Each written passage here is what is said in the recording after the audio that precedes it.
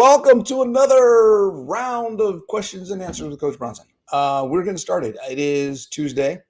It is a little after 8 o'clock Eastern. And what's up, y'all? Hey, Charles, Chuck, what's going on, man? Hey, y'all need to answer my text about Summer League. Are you guys doing it? What night are you doing it? All that kind of stuff. That's my boy, Chuck. He's one of my bowling buddies. So what is happening? Two things that I want to talk about. One, if you have any questions, ask your questions. Nutrition, fitness, health, mindset, whatever it is, if you need help, that's what I'm here for. We're going to talk real quick about Antithetic, the conference in Baltimore in July. We got some awesome new branding materials. So we rebranded a little bit. The Keto homemade logo that I got set up, that I put together in Canva, we got it updated. We got a professional involved, Celeste, Keto Marketing Co. Go check her out on Instagram. I think I just shared a story that she posted about our brand from her Instagram page. So go to my stories. You can click on her brand, check her out. She is focusing on specifically helping people who are interested in becoming keto coaches, starting a keto business, helping them learn how to market, do graphics, social media, all that kind of stuff. She's absolutely fantastic. She's helping Coach Nat and I with our lifestyle brand, with the Antithetic brand, which is going to have our conference, apparel, and some other things that we've got planned. She's going to be helping me clean up my brand, Ultimate Ketogenic Fitness. We're going to be cleaning that up and doing some stuff. I think Coach Nat is going to have her working on some things to help her clean up Keto Bikini Body. So there's a bunch of stuff that she's doing with us. We absolutely love her. Go check her out, Celeste Keto Marketing Co. on Instagram. Okay. What's up, Teresa? Rita and MJ, how you guys doing? Ask questions, guys. If you have any questions, let me know. We are over. Another update with things going on. The first quarter challenge, Ultimate Ketogenic Fitness 10-week challenge, ended last week. We had some absolutely phenomenal results. I'm working on videos and testimonies and all kind of stuff, but I'll tell you, we had one lady who's in her mid to late 60s. Okay, I want you guys to hear this. Mid to late 60s. In the 10 weeks of the challenge, following my protocols, okay? What's up, Carrie? Carrie, I tell you, man, you and your jokes. I put a cape on my computer and now it's a supercomputer. Wow. No coffee or caffeine. Hey, that's fantastic, dude. Much longer than I have ever done. In the challenge, okay, 10-week challenge, ketogenic fitness, ketogenic lifestyle, fitness, mindset, group support, all the things that we do when we talk about bringing people together and having that full support for 10 weeks, okay? It's the same program, the same system, methodology that I use with my one-on-one clients. It's the same system that we used in the 8-week challenge that we got published as a study last year, the case study of women in menopause who relieved and improved their symptoms of menopause by following a ketogenic diet and lifting weights, okay? 10 weeks. She maintained her muscle mass. She might have even gained a little bit of muscle mass, okay? So at mid 60s, she's at a point where she can maintain and not lose muscle. That is phenomenal, okay? Combating and stalling or halting or stopping the process of sarcopenia as you get older is highly, highly, highly important, okay? She was able to, in 10 weeks, not lose muscle mass. That's fantastic. While she was not losing muscle mass, okay, so she kept her muscle the entire 10 weeks. She kept her muscle. She lost 11 pounds of fat. 11 pounds of fat. That's more than a pound a week of fat that she lost. That is absolutely crazy, particularly when you combined it with keeping your muscle and not losing muscle. The ability to only lose body fat and maintain your muscle while she also improved her sleep, improved her energy, improved her physical ability. She went from the lower level fitness program to, at the end, she was getting ready to start and set up her access and to start doing the higher level fitness program. She improved what her body could physically do. The beginner program was no longer challenging. She needed something more challenging because she got stronger. She got better. She could do more. That's what this process is all about. Fitness and nutrition combined is what you need for improvement of your quality of life. Okay. That is a great example of what the program does and how it works. Keep your muscle, gain your muscle, improve your physical strength, improve your physical freedom, improve your physical independence, which means personal independence. Fitness is freedom. Okay. And it's your choice whether you want it or not. That's the catcher. That's the catch that most people don't understand. It doesn't just happen. You have to choose it. You have to choose it. Okay. So that's what's up. Tell me somebody has questions. I see Brad. I see Kenyetta. I see Keto Jason, Cindy, Keto Janet, Sky. Who else we got on here? Looking at names. Teresa. I already said hi to you, Teresa. Teresa asked me a question. Teresa, how is your running going? You were doing some long distance running. Tell me how that's going. Let's give everybody an update. How can I get, okay, question. Oh, Carrie's got questions. Let's see. How can I get cheap meat for carnivore since meat is so high in Texas? I cannot speak to the prices of meat in Texas. I can tell you that since we've started shopping at the good old Costco, we've been able to get things for way cheaper than pretty much anywhere else we've been getting it. Okay. I think the number one thing to realize for people, and I just realized how fuzzy my screen is. I think the number one thing to realize when it comes to finances and food with nutrition, with meat particularly, is ideally you want to get the best. Ideally, if you could do ribeyes and filet all the time, that's what I would do. Grass-fed, Wagyu, whatever. Okay.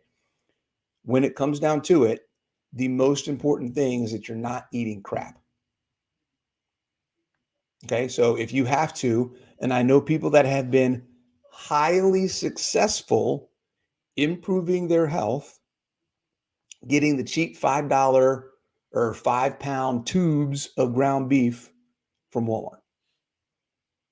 Okay. Don't be a quality snob if your wallet can't handle it. Okay. Go with the bottom line needs of what you need to do to be healthy, right? And that is don't eat crap. No carbs, no processed food, no seed oils, whatever. If you have to live off of cheap meat and eggs, you're going to be far better off doing that than anything else. Okay. So I wouldn't sweat it too much, if that makes sense. Okay. You gave up running for jujitsu and straight training. Teresa, I can't hold that against you. Gotta be honest with you. I love BJJ, but I started it a few months ago, and with my schedule starting the new job and everything else, I had to let it drop. Sorry.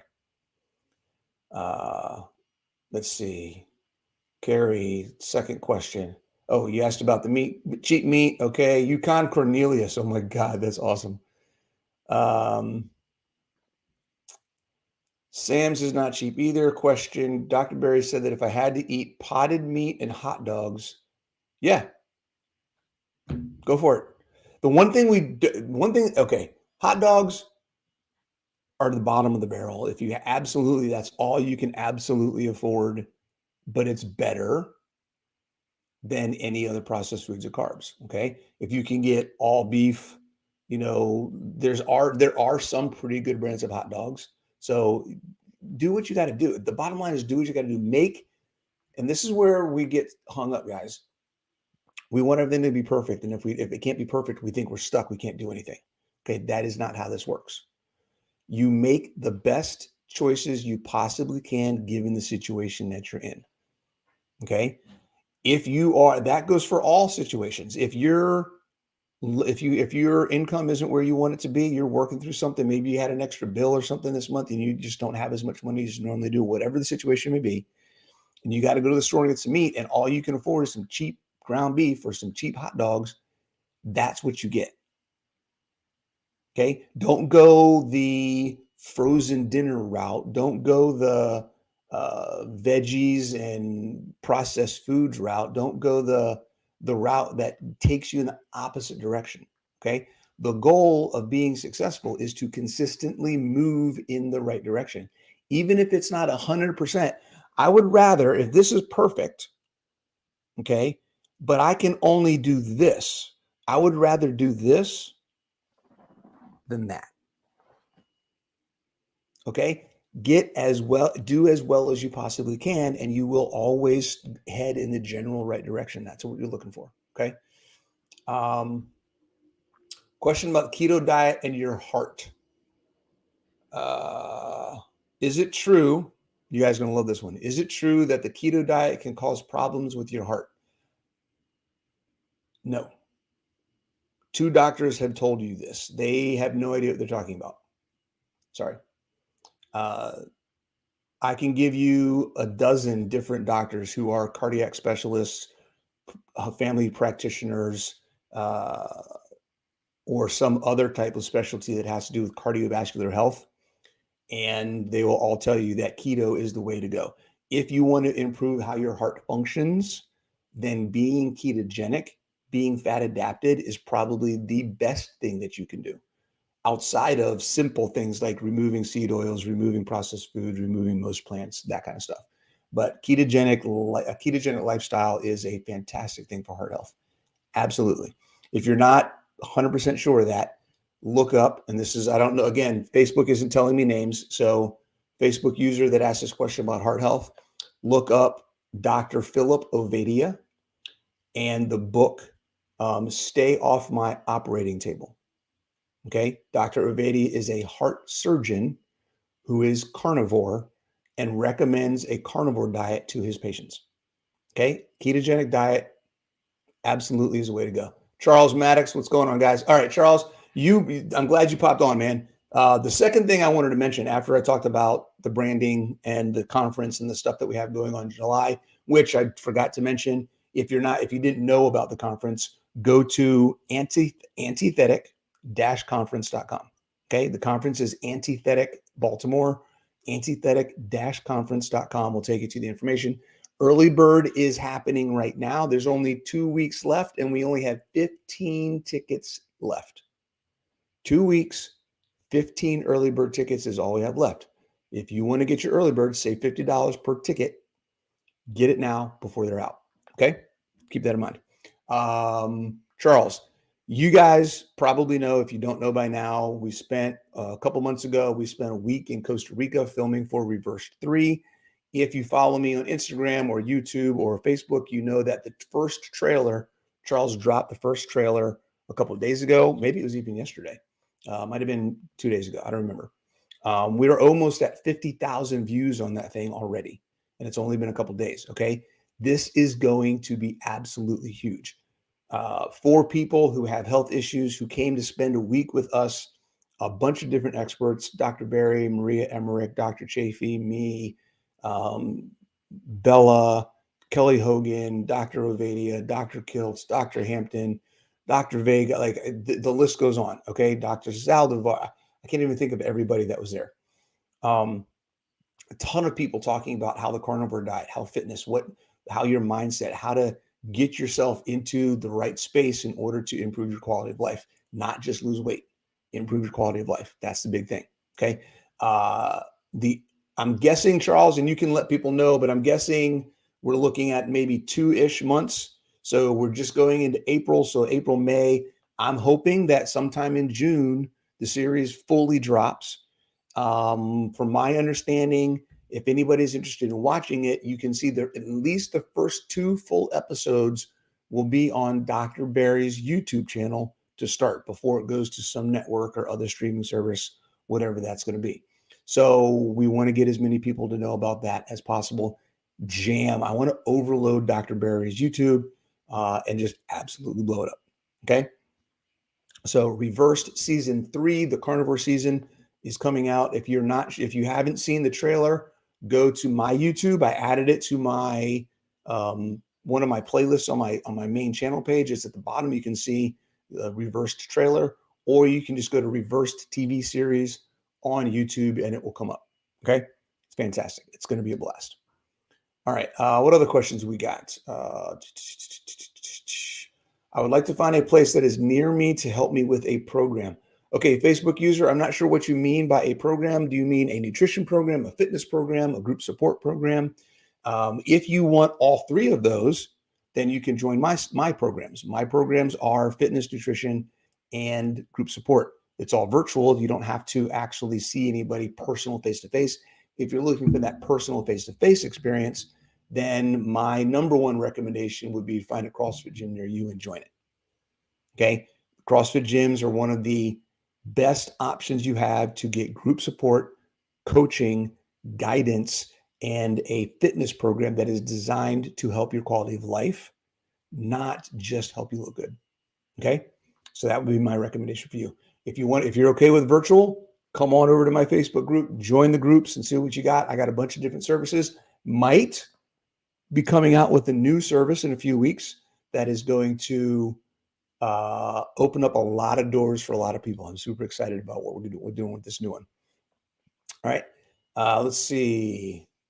Got MJ making a recommendation to Carrie. You know what, guys? I just realized, at least on YouTube, sorry, Instagram, but I just realized I think I can click here. And the post that I'm talking about shows up on my YouTube channel. Oh my goodness. Ask your market if they have manager specials for sale days. That's a really good thing. Okay. If you're looking for cheaper meats, maybe the butcher or the store that you go to may have options for you to have sales or something like that. Let's see what else we got here. What's funny, when I get rid of all the carbs and ate foods out of the house, I haven't seen any bugs. Oh, when you got all of the carbs and canned foods out of the house, you haven't seen any bugs. That's interesting. All right, let's see what else we got here. Questions. I started the keto diet before they told me this and went back off. I have a fatty liver. Now, can I safely start again? Yes, keto is where you need to be at a minimum. If you want to work yourself into all the way into carnivore, then that's great too. Remember, guys, the ketogenic diet is great for heart health. It is great for cardiovascular health. It is great for reversing fatty liver, insulin resistance, autoimmune, all sorts of different things. Okay. You got to remember, it's clean keto that does this. It's not dirty keto. It's not keto with treats. It's not keto with a bunch of processed foods. Eliminating anything that has a label is step number one. Then you can worry about how many carbs you're having, how much fat, how much protein, and that kind of stuff. Okay. Ideally, what I would say is no matter what you're doing, increase your protein, cut out anything that has a label. That's your first starting point.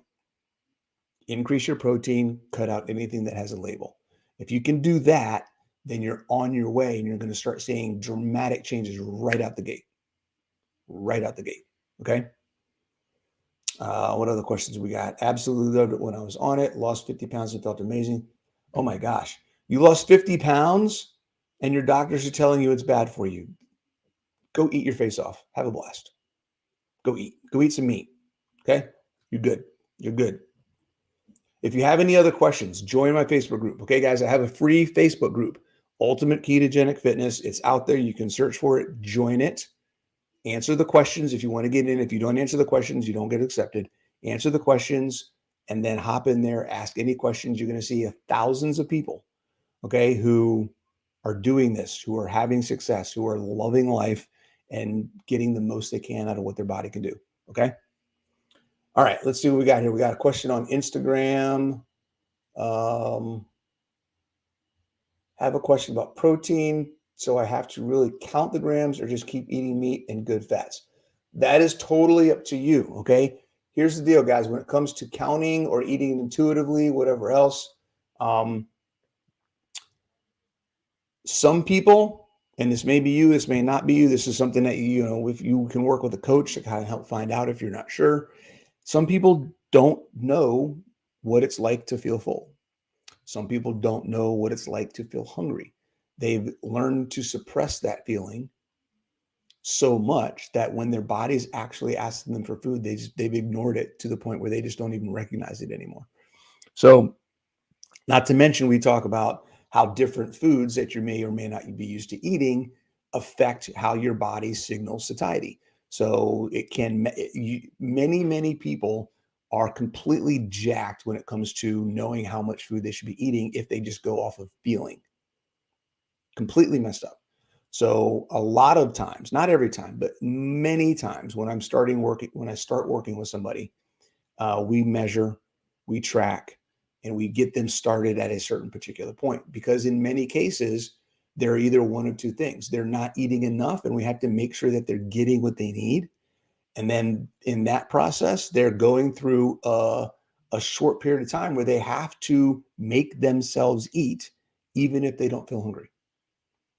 And then there are times where people are eating way more that they didn't know they were doing, and then we have to work with them on eating less and managing what they're doing so that they're not over consuming food. And then in both cases, as they get used to eating what their body needs and identifying what's working and what's not working, the satiety signals start triggering again. They start recognizing what those are, and they can move off of the tracking. But that's a process that takes time. Okay. The other thing about tracking, if you're not tracking, you're not trying. You cannot change something if you don't know what you're changing. Okay. So there's a lot of times for me, I don't have to track. I've been doing this I've been doing carnivore for 5 years. I've been doing fitness and nutrition for 12. Okay. I can look at a plate of food and tell you if it's what I need or not. I can eat a meal and tell you if I need more or less or whatever. Okay. I don't need to track.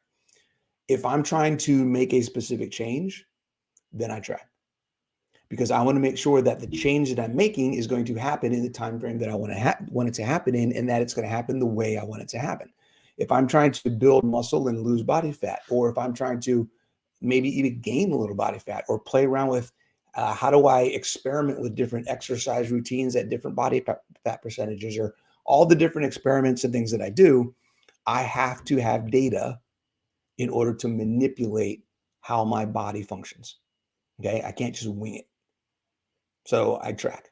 There are times when I'm not doing any of that kind of stuff. I just want to chill out and live my life, and then I just eat. And that's the other benefit of being carnivore, is it's a lot easier to just eat, because it's less likely that just eating is going to set you off course, because you're getting protein, mostly protein, you're getting fat that your body needs, and it's harder, physiologically harder to overeat. Okay. So a couple things to think about there. Hope that helps. Let's see. Absolutely loved it. Thought so. Good. Go back to keto. Facebook user. Let's see. We got here more questions. Nope. I accidentally started typing something. I don't want to do that. I wish I could figure out how to close. There we go. Okay. I need to track so I don't overeat. It says ketovore tiny b. Yes. Many people need to track so they don't overeat. Um, the idea that you can't overeat on carnivore is misplaced. It is harder. It is not as easy once you're healthy in particular. But if you're not healthy, if you don't have a healthy relationship with food, if you don't have good proprioception of your hunger signals, it's not the exact right word, but if you're not in touch with when you're hungry and when you're not hungry, if you can't read those signals properly, if you're in a habit of binge eating or emotional avoidance eating, then there's a bunch of things going on there that completely bypass what naturally should happen. Okay, so if you're in a fully functioning natural state of performance, then it's very difficult to overeat. If you're not, if anything is throwing that off, it's not that hard to overeat. Okay, and you can overeat on carnivore. You can overeat on keto. Okay, you can undereat, but eat the wrong things and still gain weight on keto. You can eat exactly the right amount of macros that you should be eating, but eat the wrong things and still gain weight on keto.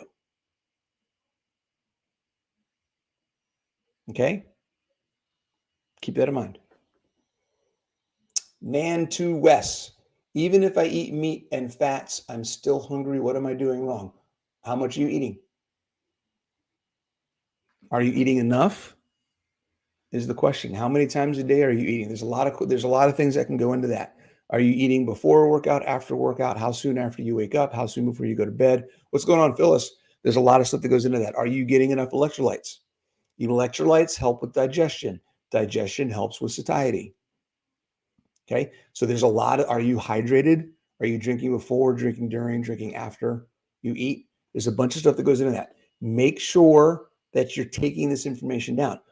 I would say it's likely for many people, and this is, I'm going to completely generalize here, for many people, especially women over 40, the majority of women that I've worked with, and I work with mostly women over 40, the majority of them, the issue is under eating.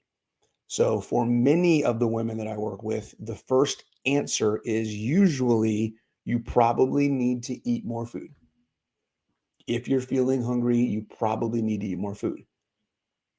Okay. So that's just something to think about there. But still, I recommend tracking. How much are you eating? Okay. If you guys don't have my book, get my book. There's a whole chapter in there on how to get started on keto carnivore diet. And there's a big section. Step number 4 is how to determine your macros and decide and figure out how much you should be eating. And then once you figure that out, how to manipulate that and change it to help you reach whatever your goals are. If they're health goals, body composition goals, sports performance goals, whatever. Okay. So there's a section in the book about this topic. I highly recommend you get it. Ultimate Ketogenic Fitness Book on Amazon. Just Google my name on Amazon and you'll find it. Google my name on Amazon.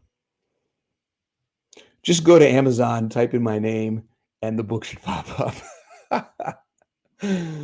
Oh my goodness. Mohammed, what's going on? We got, do I have to be in a calorie surplus on a ketogenic diet to build muscle, or I just need to eat enough protein and then let the rest of the energy required? Yes. The second thing. I love how you said that. Okay. Here's how you build muscle. Okay. I'm going to give you the secret sauce on how to build muscle on a ketogenic diet. Okay. Technically, it's on any diet. Okay. Eat as much protein as you possibly can. Make sure your body gets enough protein to do what you want it to do, i.e., build muscle. Tell your muscles that they need to grow. Tell your body they need to grow. Do more weight training.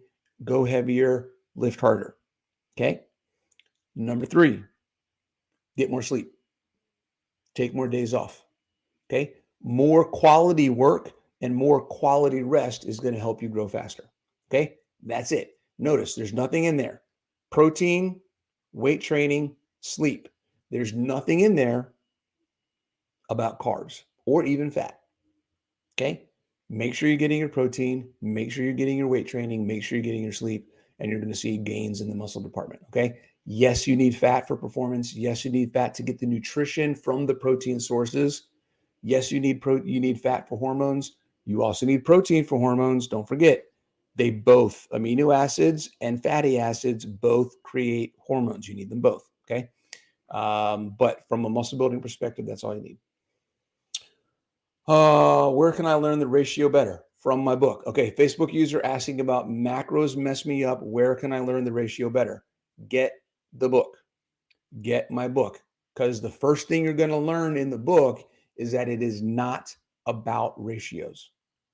How much protein you eat has absolutely nothing to do with how much fat you eat, and vice versa.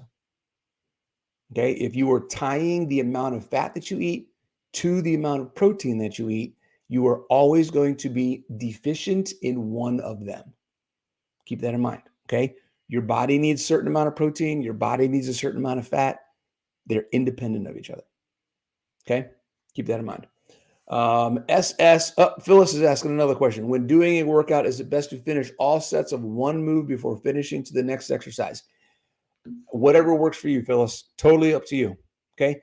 What matters is over time, Whichever way you're doing it, are you able to do more? That's what matters. Okay, if you find that doing one set of each exercise and cycling through one set, and cycling, changing exercises each time is working for you, then keep doing it. If you do that for a few weeks and then you realize and you feel like I'm not getting any better at this, then maybe do all of the one exercise first and then go to all of the next and see if that does it. You got to play around. That is an absolutely individual thing. When it comes to general fitness, the specifics of how you approach your workouts like that is less important than the fact that you're challenging yourself when you are doing the work, whichever set or reps you're on, and making sure that you're showing up consistently and doing something. Those are the two things that matter most. Okay, I don't care which way you do it. As long as you show up and you work your butt off, you're going to see some kind of progress. Hope that helps, Phyllis. Okay, SS is asking me a question. Here's the question. You all ready for this? Are you still on coffee? Yes, I am absolutely 120% still on coffee. I stopped for a while. We did lion diet for a few weeks. That coffee, not being on coffee, lasted, I think, 4 weeks, and then I went back on it. I guess it's a travel mug. It's about 2 cups, maybe 14. I don't know. What's a cup? 8 ounces. So maybe 14 to 16 ounces a day. I do it in the morning. I get up, I go to work. I get to work around 7. My first cup of coffee is usually between 8:30 and 9. It lasts me till about 11:30, maybe 12. So a few hours, and then I'm done, and that's it. So I'm done usually having my travel mug of coffee well before 12 o'clock in the day, every day. Let's see. Quit for 6 weeks, but felt less able to focus after 6 weeks of not being coffee. Hey, man, that's cool. That's awesome.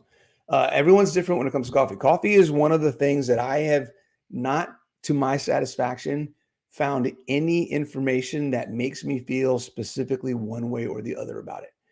It's like literally 50-50. Every time I hear something bad, I hear something good. Every time I hear something good, I hear something bad. Coffee, to me, is like, don't touch it. If somebody likes it and they want it, go for it. Great. As long as you're not overdoing it. I run into people who are doing upwards of 500 milligrams or more in a day. That might be of caffeine in there, of coffee that contain the caffeine. So 500 milligrams or more of caffeine from coffee in a day. That's where we get into, okay, that might be too much. Okay. But in general, if you're having a cup or two of coffee a day, I'm not going to tell you to stop. Right. All right. What are the questions? That's all the questions on YouTube right now. On Facebook, let's see. We got some of the questions here. Ketovore Tiny B. Is it true that you should only eat 30 to 60 grams of proteins at a time? Sometimes I eat more than that in one sitting. Yes and no. So from the perspective of optimizing what your body can manage at a time, you'd like to say yes. The science shows, and 30 is on the low end. I would say 60 to 80 is probably a good range to max out at. Somewhere in that number. There's not any hard numbers or science that I've seen. It may be out there. I just haven't seen it yet. Somewhere in that 60 to 80 range or above that is where your body kind of overloads on the protein and can start producing more glucose from gluconeogenesis. Okay. Not the way that we're thinking about it. Okay. But there is an increase. There can be an increase if there is what we call not insulin resistance. The word is completely out of my brain right now.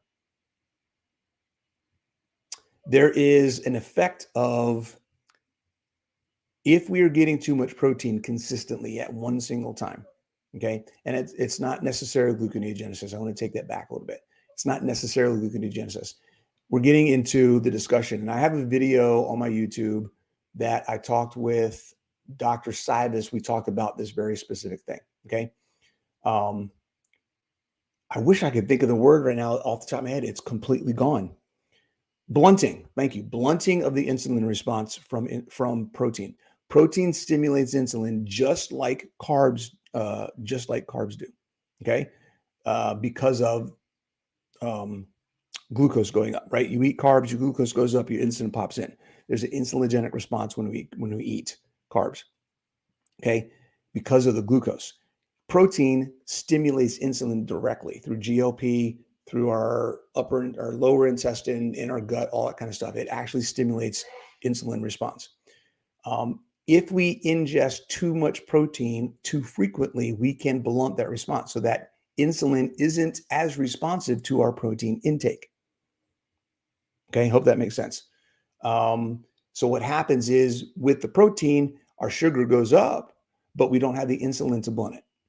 Okay, it's not as dramatic as carbs, and it's fine, okay, in the general scope of things because it's protein, it's not carbs. Protein doesn't go to fat necessarily. Protein goes to a bunch of other things and functions in our body. So I wouldn't worry about that. When we talk about protein and glucose, everybody starts freaking out. Protein and glucose, don't freak out about it. Okay, carbs and fat and insulin and glucose in that combination, then you need to start thinking about that.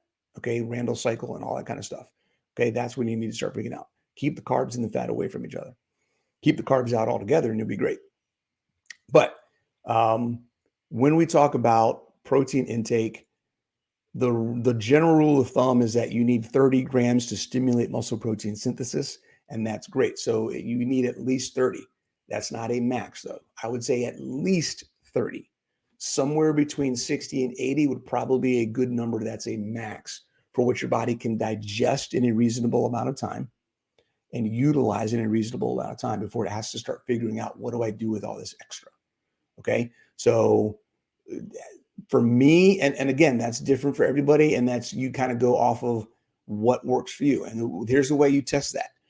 If your goal, okay, I'll give you guys an example. My goal, I do way over 80, just to FYI. My personal experience, I do way over 80 per meal.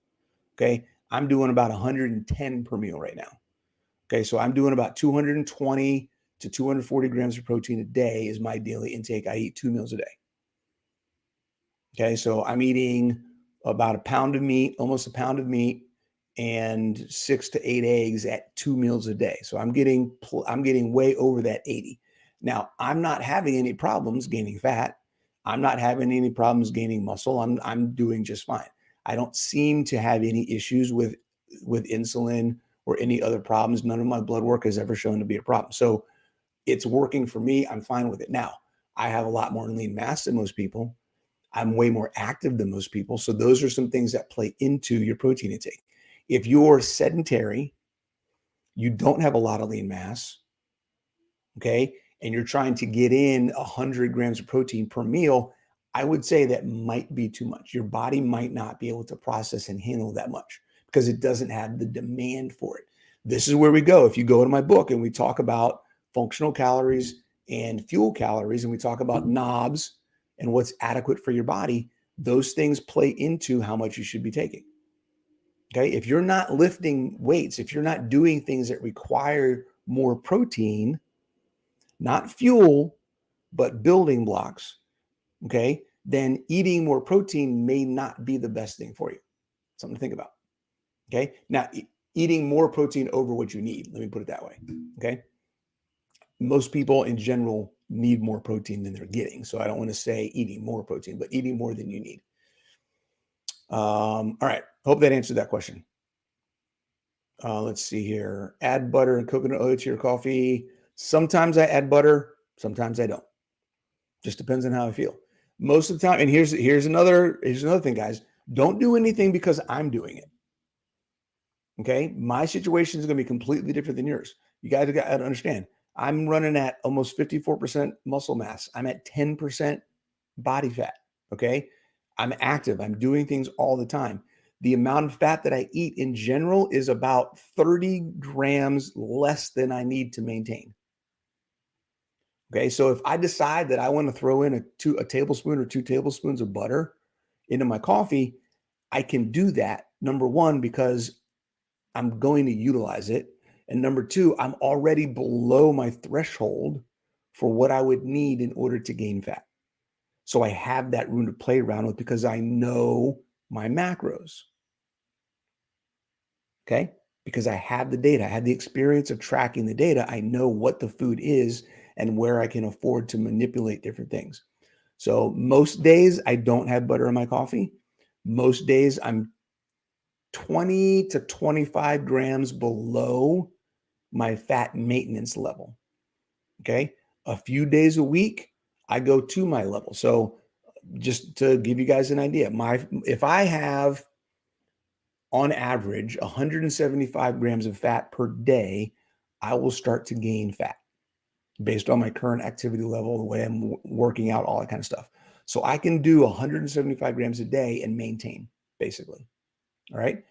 I average right now, I'm averaging 145, 145, maybe 150 grams of fat per day. So I'm 25 to 30 grams lower than what I need to maintain, which means I never have to worry about, because here's the deal, 145 grams of fat, I don't feel like I'm eating bland food. I can enjoy, I get eggs, I get fatty, I get 88% meat, I get plenty of fat in my meat. Like it's a great number.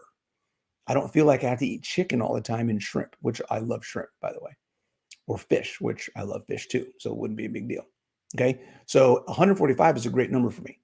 Now, if I wanted to really cut and go down to like 100 grams of fat, I would be miserable. I would be miserable. There's no way I could do 100 grams of fat. That life would suck. Okay. So I have that to play around with. So you may not have that to play around with. So don't do what I'm doing. Okay. More thoughts. We got Kimba. What's up, Kimba? Hey, how are you? Rita's saying, I do mostly, I keep forgetting I can add this. All right. If you guys aren't watching me on YouTube, Katie Watkins, you just got the book. That's awesome. Tell me how you like it, okay, when you get reading it. I do mostly functional fitness as a nanny of a 2 and a 4-year-old. We spend a lot of time playing physically. However, I want to build muscle. What's the best way to accomplish? Lift weights.